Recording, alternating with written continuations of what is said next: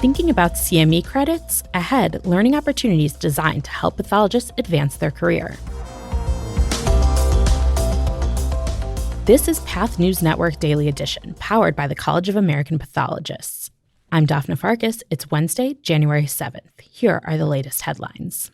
How does handling patient blood management fit into a pathologist's daily practice? Discover conservation techniques, electronic ordering practices, and preoperative anemia interventions in this month's Clinical Pathology Improvement Program, Transfusion Management, Approach to Patient Blood Management.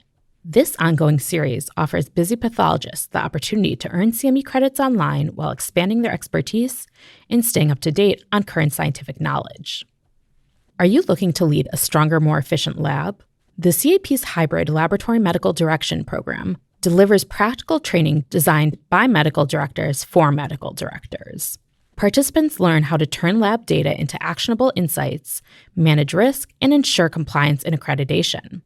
Earn up to 31 CME credits this May in Northfield, Illinois, and online. The CAP wants your voice. Pathologists can now self-nominate to join the CAP's House of Delegates and help shape advocacy and priorities for the specialty. It only takes 30 seconds, and the deadline is January 18th. Early career, seasoned, private practice, or academia, this is your chance to represent your state or region. That's all for today. Be sure to watch your inbox for more news like this in the CAP's Advocacy newsletter every Tuesday and our weekly edition newsletter every Thursday. We'll be back tomorrow at 5 a.m. Eastern Time for another episode of the Daily Edition.